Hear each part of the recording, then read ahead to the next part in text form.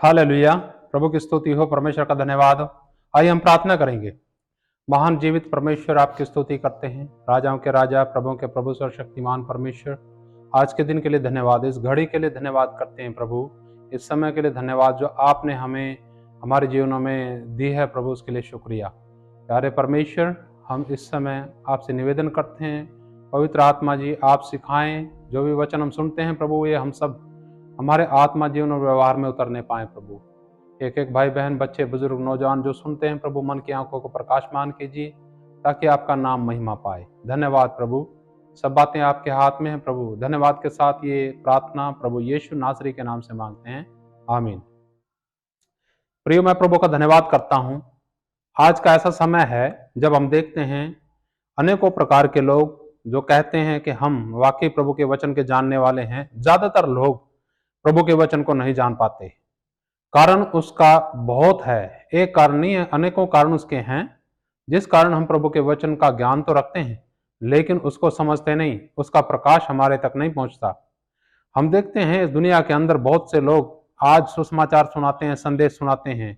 अक्सर सुसमाचार के अंदर भौतिकतावाद और समृद्धिवाद, ये सारी चीजें उसमें पाई जाएंगी।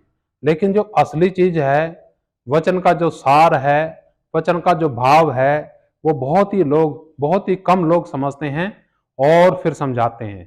थोड़ा आज हम प्रभु के वचन में देखने जा रहे हैं किस प्रकार से हमारा जीवन इस पृथ्वी पर है और किस प्रकार से हमें इस दुनिया से आगे निकलना है, जाना है। थोड़ा वचन में देखेंगे दूसरा कुरिन्थियों की पत्री और उसका 5 अध्याय, उसका 16 और 17 वचन पढ़ेंगे।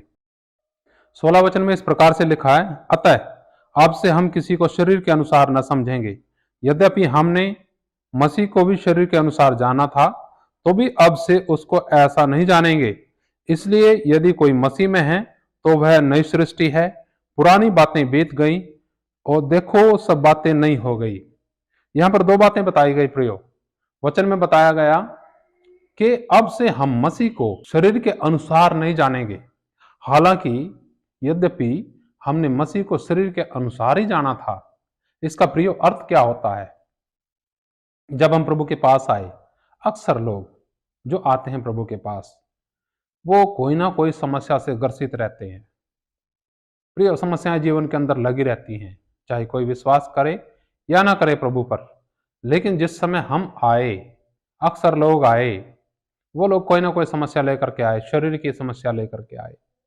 प्रभु ने अपना कृपा भरा हाथ रखा, प्रभु ने दया की और परमेश्वर ने उस समस्या से छुटकारा दिया। लेकिन अक्सर लोग उसी समस्या को दोबारा अपने जीवन के अंदर महसूस करते हैं, बहुत से लोग, या नहीं करते भी हैं तो दूसरी समस्या आ जाती है, फिर उसमें उलझ जाते हैं। मुख्य कारण लोगों का इस प्रकार से होता है। लेकिन उनमें से कुछ लोग ऐसे भी हैं जो अपने शरीर से ध्यान हटा करके उस परमात्मा, परमपिता परमेश्वर की तरफ लगाते हैं, जिसके बारे में यहाँ पर लिखा है, जिसके बारे में हम पढ़ रहे हैं। लिखा है वचन में कि आगे से हम उसको ऐसा नहीं जानेंगे। ऐसा नहीं जाने का मतलब क्या है? लिखा, इसलिए यदि कोई मसीह में है तो वो नई सृष्टि है और पुरानी बातें बीत गई हैं, देखो सब बातें नई हो गई। प्रियो, जब हम प्रभु पर विश्वास करते हैं तो परमेश्वर में हमारा संपूर्ण कल्याण उद्धार होता है। देह, प्राण और आत्मा, हमारी मानसिकता, हमारे शारीरिकता, हमारे आत्मिकता, हर चीज में परिवर्तन परमेश्वर करते हैं, मदद करते हैं परिवर्तन लेके आने में। प्रियो, जब हम उसके वचन को अच्छे से समझेंगे, उसके वचन का प्रकाश समझेंगे, तो हमारे जीवन के अंदर बदलाव आएगा। क्योंकि हम बिना समझे कैसे उसको फॉलो करें, बिना समझे कैसे उसका अनुसरण करें। यहाँ पर हम देखते हैं कि पुरानी बातें बीत गई और देखो सब बातें क्या हो गई, नई हो गई। हम सब मसीह में क्या है, नई सृष्टि है। नई बातें, नई आशा, नया विश्वास, ये सब कुछ हमारे जीवन के अंदर होना चाहिए। लेकिन बहुत से लोगों को हम देखते हैं उनका चेहरा फिर भी उतरा रहता है, वही पुरानी बातें, वही पुरानी चीजें, वही पुराने विचार, वही पुरानी परंपराएं, सब कुछ लगी रहती हैं। आज हम देखते हैं बहुत से अनेकों प्रकार के पर्व देखते हैं, पर्वों में वही चीजें, पहले जैसी चीजें, विश्वासी लोग भी उसी चीजों में लगे रहते हैं। लेकिन जब हम विश्वास करते हैं, असल में प्रभु का विश्वास हमारे जीवन के अंदर आता है, प्रकाश आता है, तो बदलाव आता है। हालेलुया। 1-2 बातें नहीं, बिल्कुल परमेश्वर का बदलाव हमारे जीवन के अंदर आना चाहिए, होना चाहिए। और हम देखते भी हैं, हम देखते हैं इसी में 5 अध्याय का पहला वचन से, क्योंकि हम जानते हैं कि जब हमारा पृथ्वी पर का डेरा सरीखा घर गिराया जाएगा तो हमें परमेश्वर की ओर से स्वर्ग पर एक ऐसा भवन मिलेगा जो हाथों से बना हुआ घर नहीं परंतु चिरस्थायी है। इसमें तो हम कराते और बड़ी लालसा रखते हैं कि अपने स्वर्गीय घर को पहन लें। प्रियो, यहाँ पर देखिए कि किस प्रकार की आशा परमेश्वर के दास के पास है। क्या आपके पास है? हमारे पास ऐसी आशा है? या हम और किसी लालसा में अपना जीवन व्यतीत करते हैं? स्पष्ट साफ लिखा है प्रभु के वचन में कि जब हमारा पृथ्वी पर का डेरा सरीखा घर गिराया जाएगा तो हमें स्वर्ग पर एक ऐसा भवन मिलेगा जो हाथों से बना हुआ घर नहीं परंतु चिरस्थायी है। किसे मिलेगा? जो आशा रखते हैं, जो विश्वास रखते हैं, जो पुरानी बातों में अपना जीवन गंवाते नहीं। और आगे लिखा वचन में, इसमें तो हम कराते और बड़ी लालसा रखते हैं कि अपने स्वर्गीय घर को पहन ले। क्या आप लालसा रखते हैं?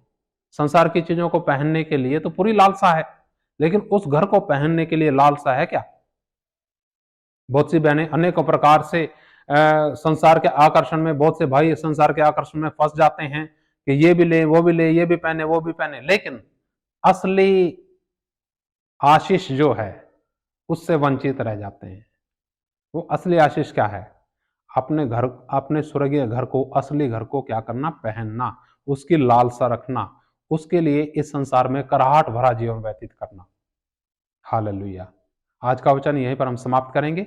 हमने आज के वचन में देखा है कि जब हमने विश्वास किया तो हमने एक शारीरिक तौर से विश्वास किया, लेकिन जब हम विश्वास में आगे बढ़ने की चाहत रखते हैं तो वहां से हमारा आत्मिक कदम उठता है, और जब आत्मिक कदम उठता है तो फिर पुरानी बातें हमें भूल जानी चाहिए और हमें नई आशा की तरफ, नए विश्वास की तरफ ध्यान देना चाहिए, नए जीवन की तरफ ध्यान देना चाहिए।